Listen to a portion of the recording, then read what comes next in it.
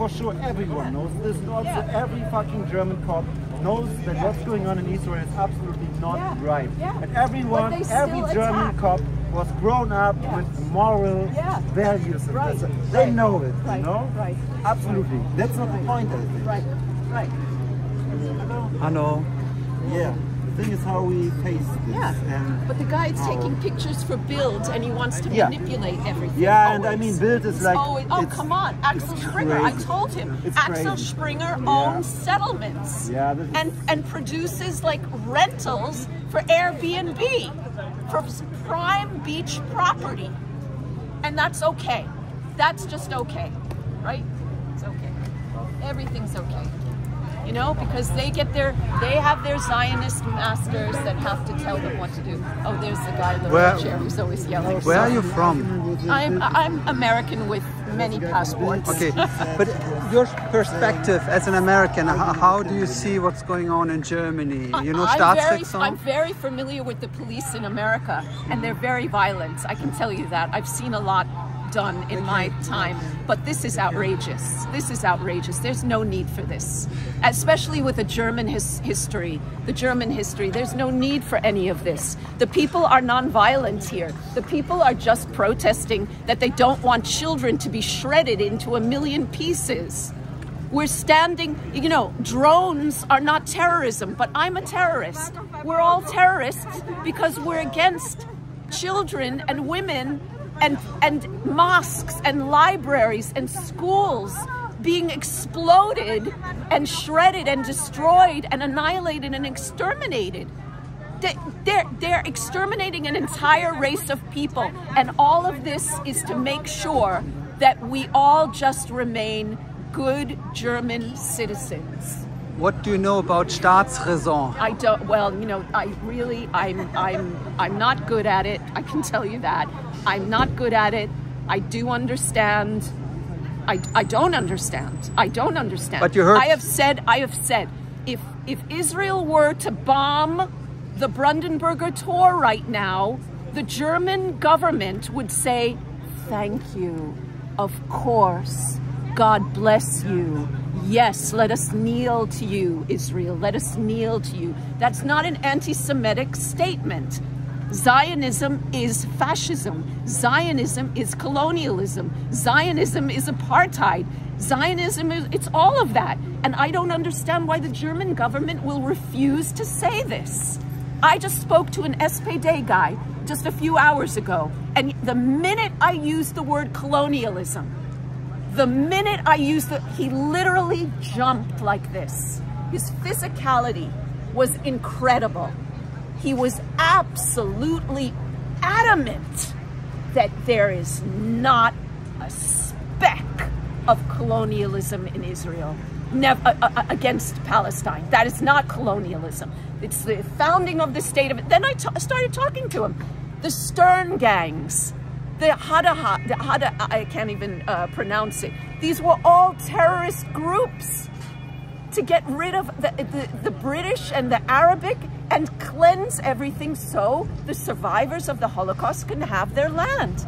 And I'm a Holocaust researcher. I am not anti-Jewish. I am anti-Zionist, and we can be like that.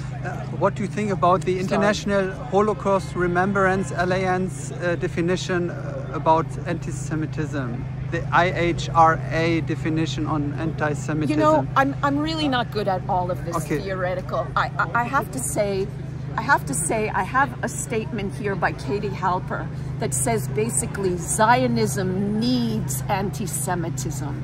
Zionism needs anti-Semitism. So they provoke all of these, I mean, this is the problem.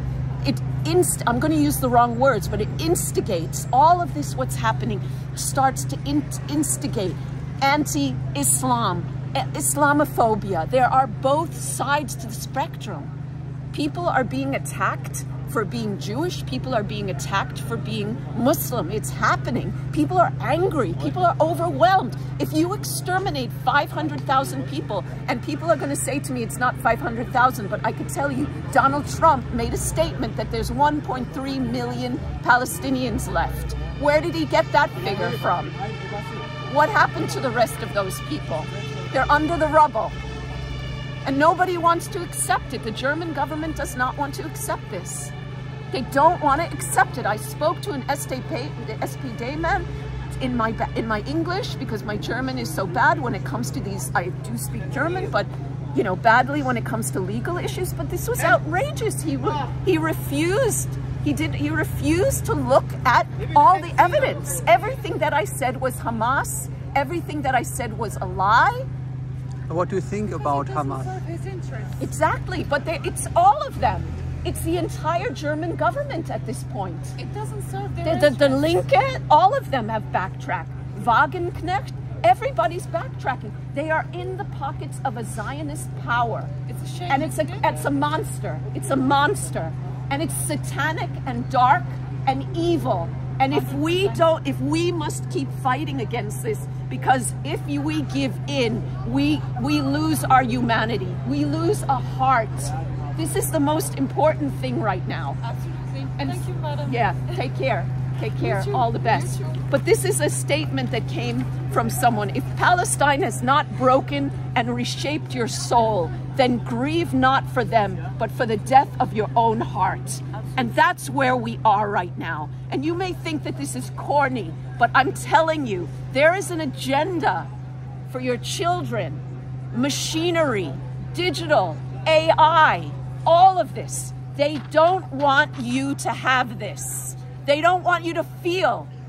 They don't want you to feel. That's why people criticize me when I'm on the speaking. Oh, she's hysterical. No, you're normalizing this insanity. Because they don't have any arguments, so it's easy for them to attack your character. Yeah.